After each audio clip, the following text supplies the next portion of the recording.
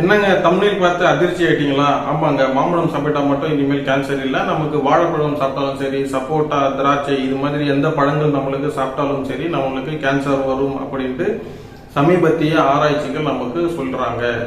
So இதை பத்தினா நம்ம விரிவா பேசுவோம். அதுக்கு முன்னாடி நம்மளுடைய வீடியோவை லைக் பண்ணிக்கோங்க, சப்ஸ்கிரைப் பண்ணிக்கோங்க. மருத்துவம் சார்ந்த எந்த கேள்விகளா இருந்தாலும் கமெண்ட் பண்ணுங்க. வாங்க தொடர்ந்து நிகழ்ச்சிக்குள்ள போகலாம்.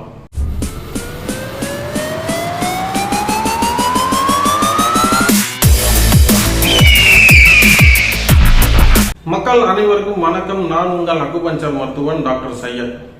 முக்கணிகளில் முதல் கனி மாதா ஊட்டாத சோறு மா ஊட்டும் அப்படின்னு சொல்லுவாங்க. ஏன்னா அந்த அளவுக்கு அந்த பழம் சுவையானது. இந்த உலகத்திலேயே கிட்டத்தட்ட 3 கண்ட்ரிக்கு இந்த மாம்பழம் தான் தேசிய பழம். நம்மளுடைய இந்தியா, பாகிஸ்தான், பிலிப்பைன்ஸ் இப்படி இந்த 3 கண்ட்ரிக்கு இந்த மாம்பழம் தான் தேசிய பழம். பங்களாதேஷ்க்கு இந்த மாமரம் தான் தேசிய மரம். ஸோ அந்த அளவுக்கு ஒரு மதிப்பு மிக்க இந்த மாம்பழம். இந்த மாம்பழத்துல பாத்தீங்கன்னா எக்கச்சக்கமான நியூட்ரிஷன்ஸ்லாம் இருக்கு.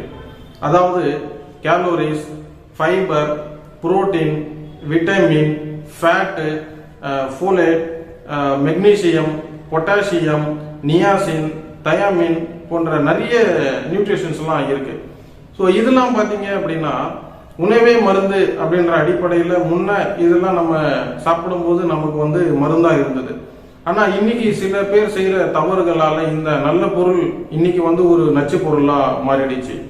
ஸோ இந்த வியாபார பெருமக்கள் என்ன பண்றாங்க அப்படின்னா 15 இருந்து 20 நாளைக்குள்ள பழுக்க வேண்டிய ஒரு மாம்பழத்தை கால்சியம் கார்பைட் அப்படின்ற கெமிக்கல் கல்லை கொண்டு 3 இருந்து 5 நாளைக்குள்ள பழுக்க வச்சிடுறாங்க.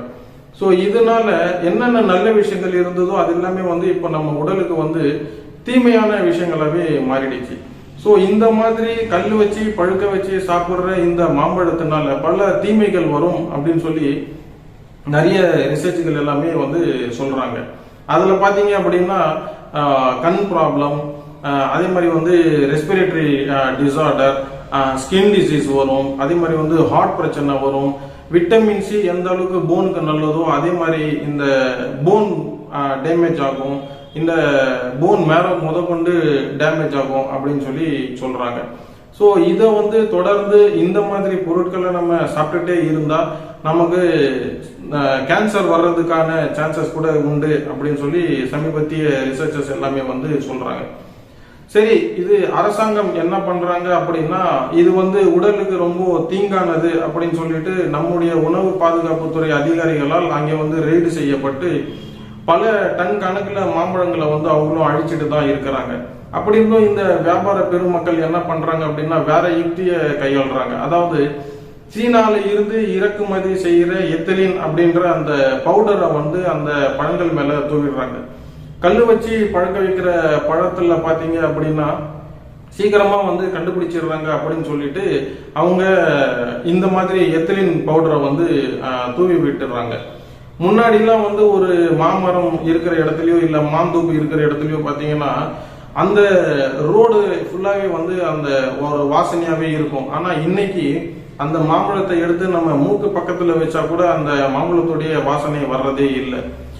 ஏற்கனவே நிறைய உணவுப் பொருட்கள்ல நிறைய கெமிக்கல்ஸ் எல்லாம் ஆட் பண்ணி வர்றதுனால நமக்கு நிறைய உடல் உபாதைகள்லாம் இருக்கு. ஸோ இந்த மாதிரி சீசனுக்கு வர்ற பழங்களை வாங்கி சாப்பிட்டா நல்லதுன்னு சொல்லி நம்ம மக்கள் அறியாம நிறைய பேர் வாங்கி சாப்பிட்டுட்டு தான் இருக்கிறாங்க. பட் ஆனா அதுலயும் தீங்குன்னு இருக்கும்போது மனித இனத்துக்கே அது ரொம்ப ஒரு வெட்கக்கேடான ஒரு விஷயம். ஸோ இந்த மாதிரி விஷயங்களை தவிர்க்க வேண்டும். நாம நம்மளுடைய பிள்ளைகளுக்கு, நம்மளுடைய அடுத்த சந்ததியினருக்கு நல்ல இயற்கையான உணவு பொருள்களை தேடி கண்டுபிடித்து சாப்பிடுங்க அப்படின்னு சொல்லி அவங்களுக்கு சொல்லி கொடுக்க வேண்டிய கட்டாயத்துல நம்ம இருக்கிறோம். ஸோ ஏற்கனவே நிறைய இந்த சிக்கன்லாம் அதிகமா சாப்பிட்றதுனால சின்ன வயசுலயே இந்த பெண் குழந்தைகள்லாம் ஏஜ் அட்டன் பண்ணிடுறது, நிறைய பேருக்கு இந்த குழந்தைங்க இல்லாம இருக்கிறது, ஹார்மோன் இம்பேலன்சஸ்னால பாத்தீங்க அப்படின்னா இந்த மாதவிடாய் அவங்களுக்கு சரியா வராம இருக்கிறது, இந்த மாதிரி பிரச்சனைகள் எல்லாமே இருக்கு. ஸோ இதை நமக்கு இதெல்லாம் ஒரு படிப்பினை. இந்த மாதிரி செயல்கள் விஷயங்கள் நமக்கு இருக்கிற குழந்தைக்கு கூட நம்ம சொல்லி கொடுக்கணும். ஸோ இதுல இருந்து நம்ம தொடர்ந்து பாடம் கற்றுக்கிட்டே இருக்கிறோம். இதை பாடமா நம்மளுடைய பிள்ளைங்களுக்கு சொல்லி கொடுத்துக்கிட்டே இருக்கணும். இந்த மாம்பழத்தை எப்படிதான் சாப்பிடுறது அப்படின்னா, அந்த மாம்பழத்தை வாங்கி நல்லா ஒரு ரன்னிங் வாட்டர்ல வாஷ் பண்ணி அதை நம்ம சாப்பிடலாம். இல்லை அப்படின்னா உப்பு கலந்து அந்த நீர்ல கிட்டத்தட்ட ஒரு 5 to 10 மணி நேரம் அந்த மாம்பழத்தை அதுல ஊற வச்சுட்டு நம்ம அதை நல்லா வாஷ் பண்ணிட்டு சாப்பிடலாம். மூணாவதா என்ன பண்ணணும் அப்படின்னா, நம்ம அந்த தோலை சீவிட்டு அந்த உள்ள இருக்கிற பல்பி மேங்கோவை நம்ம சாப்பிடலாம். இந்த மாதிரி நல்ல விஷயங்கள் நம்ம பேசுறதுக்கு உங்களுடைய சப்போர்ட் தேவை. அதனால நம்மளுடைய வீடியோவை லைக் பண்ணிக்கோங்க, சப்ஸ்கிரைப் பண்ணுங்க, இதை அதிகப்படியா ஷேர் பண்ணுங்க. நன்றி, வணக்கம்.